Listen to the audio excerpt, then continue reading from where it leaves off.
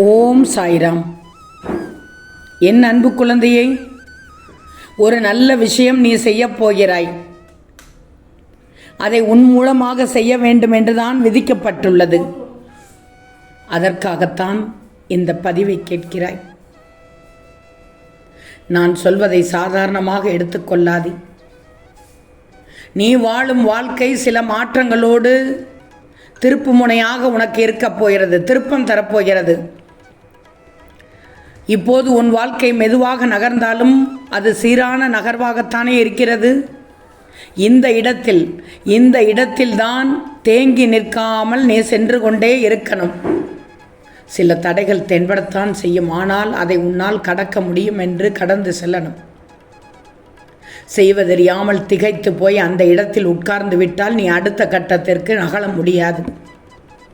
உன்னை தாண்டி பல பேர் சென்று விடுவார்கள்.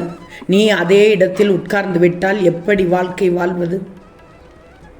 நீ செய்வதை தயவு செய்து தொடர்ந்து செய்து கொண்டே வா. உனக்கு தேவையானதை நான் தருகிறேன். சிலர் உன்னிடத்தில் உண்டான வாய்ப்பை கிடைக்கச் செய்வார்கள். அப்பத்தான் நீ வாழும் வாழ்க்கையின் அர்த்தம் புரியும். ஒவ்வொரு தேவையும் என்னவென்று உனக்கு புரியும். உன் கடின உழைப்பை பரிசோதிக்கும் நாள் வரும்போது துணிவோடு எதிர்கொள்ள முயற்சி செய். உன் உழைப்புக்கேற்ற பலனை நீ நிச்சயம் என்னால் பெறப்போகிறாய், பெற முடியும். உனக்கானது உன் கையில் வந்து சேரும். என்னுடைய பேச்சை சாதாரணமாக எடுத்துக்கொள்ளாது. என்னுடைய வாக்கு சத்திய வாக்கு, சாதாரண வாக்கல்ல. நிச்சயமாக இன்று இரவுக்குள் பலிக்கும் பார். உன்னுடைய நம்பிக்கை பலன் தரப்போகிறது. நம்பிக்கைக்கு விடை கிடைக்கப் போகிறது. இது எப்படி தெரியுமா? உன்னுடைய அயராத உழைப்பு, நீ செய்த பிரார்த்தனை, அதன் பலன்தான் இப்போது நீ சாதிக்கப் போகிறாய். திட்டமிட்டபடி அனைத்தும் நடக்கப் போகிறது. நீ உறுதியோடு இருந்தால் எளிதாக சாதித்து விடுவாய் அனைத்தையும். கவலையே படாதே. ஏதோ ஒரு இனம் புரியாத மனக்கவலை இப்போது உன்னிடத்தில் வந்துள்ளது. உன் புத்தி கூட இப்போது சொல்லுது கவலைப்படவே கூடாது என்று சொல்கிறது. ஆனால் உன் மனம் கவலைப்படுகிறதே. அதையும் தாண்டி அதையும் தாண்டி அதையும் தாண்டி என்று நீ தாண்டப்படுகிறாய். தாண்டக்கூடாது. உனக்கென்று ஒரு கட்டுக்கோப்பு இருக்கணும். தன்னம்பிக்கை வேண்டும் என்று அதனால்தான் என் பிள்ளையிடத்தில் சொல்வேன். எதையும் ஏற்றுக்கொள்ளும் மனப்பக்குவம் வந்துவிட்டால் நீ நல்லபடியாக எதையும் பேசிவிடுவாய். ஆனால் சில நிகழ்வுகள் நடக்கும்போது மூளையில் முடங்கி போய்விடுகிறாயே. சில தோல்விகள் உன் தவறை திருத்த உதவும், மேலும் ஒரு வெற்றியை நோக்கி நகர்த்தும். எனவே எண்ணங்களிலிருந்து நீ வெளியே வரணும். இன்னும் நிறைய கற்றுக்கொள்ள வேண்டும். வாழ்க்கை அதை நோக்கி உன்னை நகர்த்தும். வெற்றி உனக்காக காத்து கொண்டிருக்கிறது. முருகன் அருளால், சாயின் அருளாலும் உன்னோடு பயணித்து கொண்டே இருப்போம். வெற்றியும் பெறச் செய்வோம். கவலையே படாது.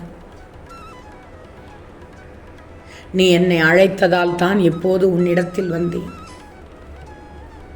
உன் உழைப்புக்கேற்ற வருமானத்தை நிச்சயம் பெற வைப்பேன். உழைப்புக்கேற்ற ஊதியம் இல்லாமல் நீ அவதிப்பட்டாய். நீ கேட்காவிட்டாலும் உன் தேவையை நான் அறிந்து கொண்டேன். உன் கடமைகளுக்கு ஏற்ற பலனை நீ எதிர்பாராமல் விட்டாலும் அதை நான் தருவேன் தங்கமே உனக்கு. நீ பேசும் வார்த்தைகள் கருணையோடு இருக்கிறது. வார்த்தைகள் செடிக்கு ஊற்றும் நீரை போன்றது. எந்த அளவுக்கு கருணையான வார்த்தைகளை உபயோகப்படுத்தினால் அந்த அளவிற்கு மென்மையான மாற்றம் வாழ்வில் நிகழும் என்று சொன்னேன் உன் சாயி. இதோ அன்றைய நாள் முதல் என் பிள்ளையான நீ என் பேச்சு கேட்கிறாய். உன் பேச்சில் கருணை தெரிகிறது. பேசும் வார்த்தைகளையே கருணையாக மாற்றிவிட்டாய். இப்போது உன்னுடைய சிந்தனைகளையும் கருணையாக மாற்றிவிட்டாய். உனக்குள் ஏற்படும் மாற்றத்திற்கு பிறகு என் கருணை பார்வை உன்மீது விழுந்து விட்டது. நான் எப்போதும் கைவிட மாட்டேன். நீ என்ன செய்ய வேண்டும் என்று வழிகாட்டிக் கொண்டே வருவேன். முடிவு நல்லபடியாக இருக்கு. என் தங்கமே, இங்கு ஒவ்வொருவரும் இன்னொருவர் தலையெழுத்தை மாற்றக்கூடிய ஏதாவது ஒரு செயலை செய்து வருகிறார்கள். ஆனால் என் தலையெழுத்து மட்டும் ஏன் சாயி மாறவில்லை என்று என்னிடம் கேட்கிறாய்.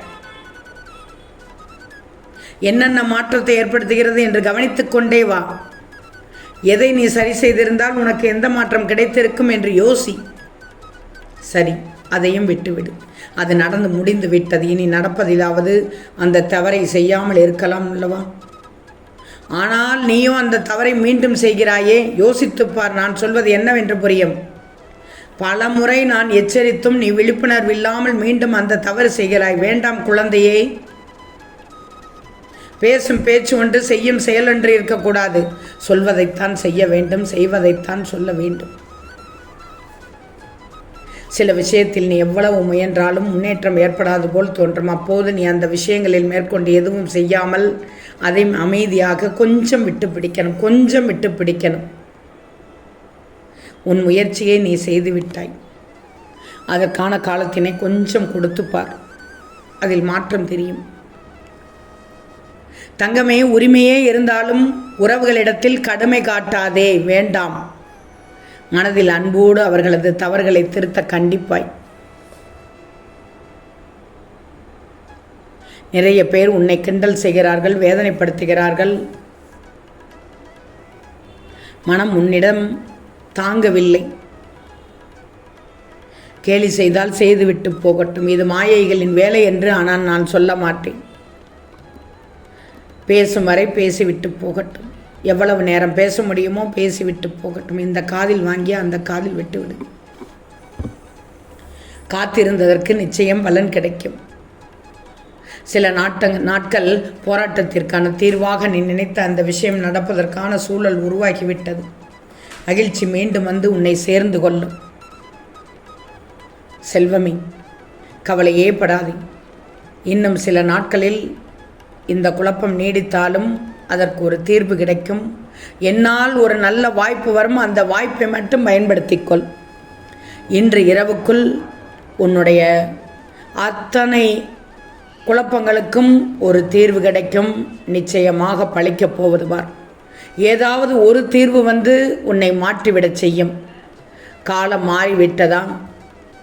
அப்போ நீ லட்சியத்தை நோக்கி நகர்ந்து கொண்டிருக்கிறாய் என்ற அர்த்தம். சூழ்நிலை உனக்கு சாதகமாக இருக்கிறது.